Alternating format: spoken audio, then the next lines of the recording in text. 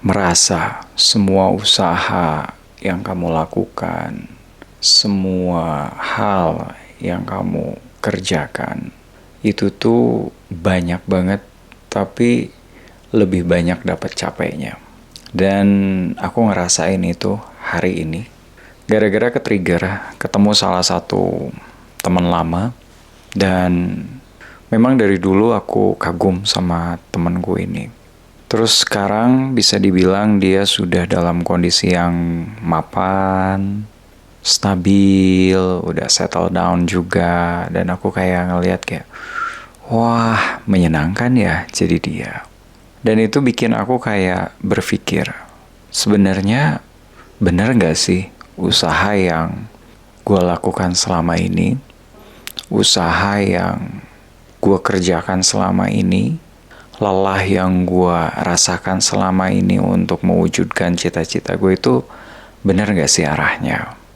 Kok kayaknya temenku ini kayak dia santai-santai aja, dia gak terlalu gimana banget, tapi hidupnya oke, hidupnya baik.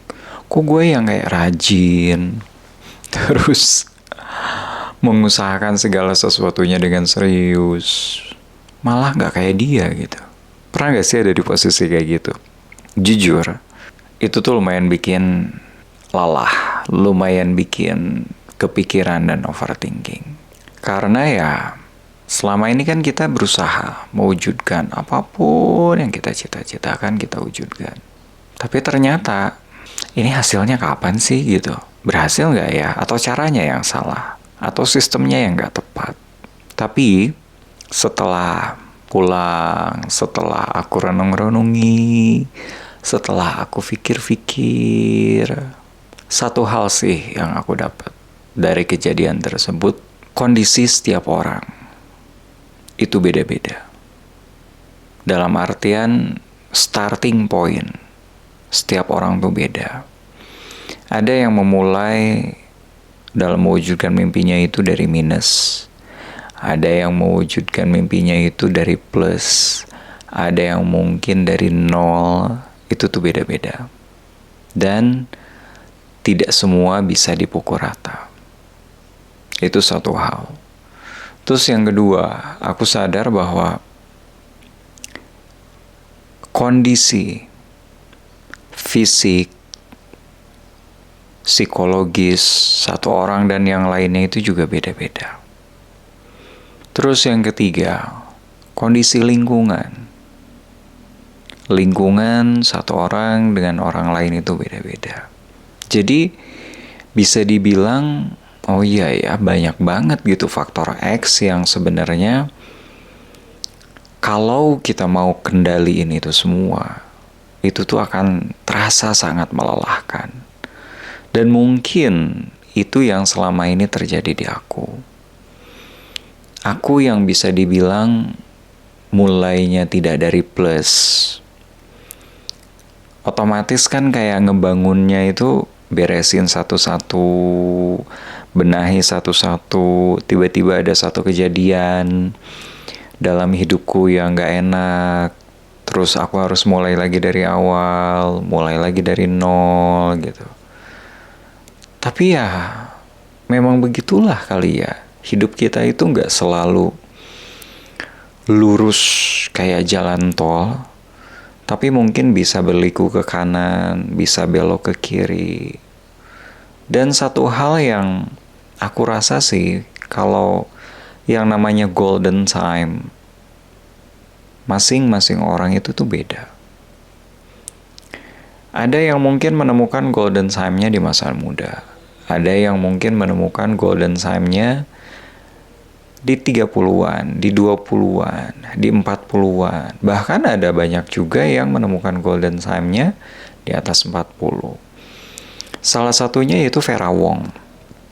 Vera Wong itu dia kan desainer yang dia baru memulai profesi dia sebagai desainer itu di usia yang gak lagi muda. Tapi bisa dibilang dia juga tidak memulai dari nol. Dia memulai dari satu kondisi fisik dan emosional yang jauh lebih stabil, yang jauh lebih oke. Dan yang aku baca-baca kondisi keuangan dia dan keluarganya juga sangat oke. Jadi ya bisa dibilang wajar juga kalau memang di usia segitu dia bisa akhirnya sukses mewujudkan mimpinya. Tapi yang kita belum lihat atau nggak pernah lihat itu kan justru dari 40 ke belakangnya atau dari 50 ke belakangnya itu.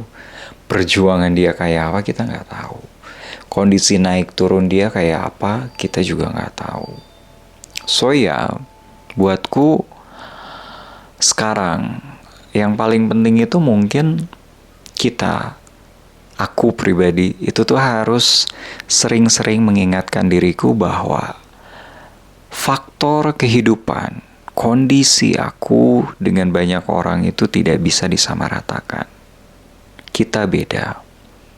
Dan penerimaan atas kondisi yang beda itu menurut aku itulah disebut dengan kita berdamai dengan keadaan.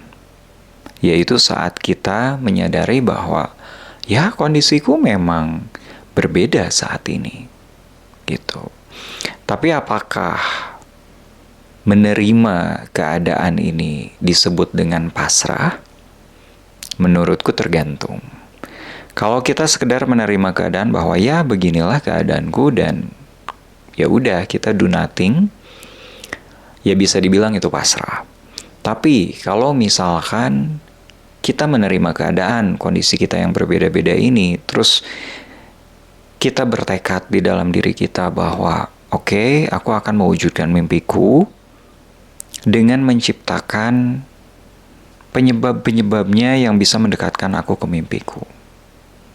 Apa yang bisa aku lakukan hari ini untuk lebih mendekatkan aku pada mimpi-mimpiku?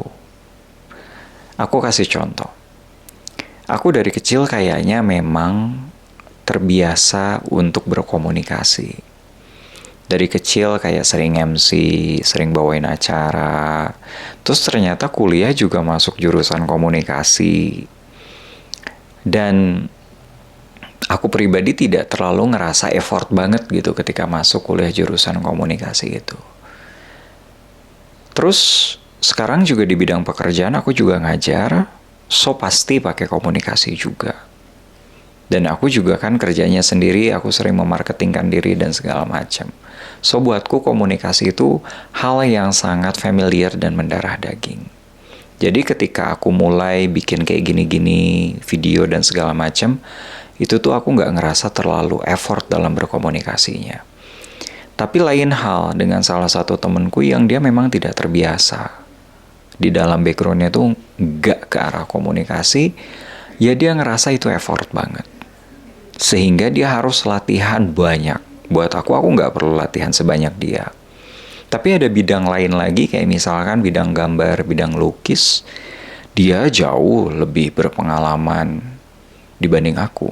So aku yang harus belajar skill itu ke dia. Nah, penerimaan bahwa oh iya ternyata dalam hal ini skillku tidak sebagus itu atau tidak se-advance itu, maka hal yang bisa aku lakukan kalau memang aku mau mengarah ke sana adalah build up atau membangun skillku. Membangun dan mengerjakan apa yang bisa aku lakukan hari ini untuk mendekatkan aku pada cita-citaku tersebut. Jadi penerimaan itu bisa menjadi dua hal dampaknya. Ya satu bisa pasrah, yang kedua kita bisa fokus pada apa yang bisa kita lakukan saat ini. So, akhir dari obrolan ini adalah yes, memang kadang-kadang ketika kita ngelihat teman kita, keluarga kita, saudara kita, dia jauh lebih baik kehidupannya dibanding kita, yang mungkin kita tidak miliki, pasti sebagai manusia kita ngerasa kayak pengen ya, kayak dia. Tapi ya, satu hal buat aku ya yang aku bilang tadi bahwa kita punya kesempatan, tapi memang kondisi starting point setiap orang tuh beda banget. Dan itu gak masalah. Kita masih punya kesempatan untuk mengubah hari esok dengan melakukan hal yang bisa kita lakukan saat ini. Buat aku sih itu. So, buat teman-teman nih yang mungkin ngalamin hal serupa kayak aku, kita tetap semangat, kamu tetap semangat dalam mewujudkan mimpi kamu. Kalau sekarang misalkan kamu lagi ngerasa, oh ya capek ya, lelah ya gitu. Oke, berarti waktunya sekarang kamu istirahat dulu. Kalau misalkan belum punya sistem dalam pekerjaan, mungkin ini waktunya membangun sistem yang mendekatkan kamu ke arah mimpi kamu. Mari kita sama-sama berjuang. Mari kita sama-sama menapaki impian kita satu persatu dengan penuh semangat. Tapi ingat, kalau butuh istirahat, istirahat dulu. Sampai ketemu lagi di video yang berikutnya. Bye-bye.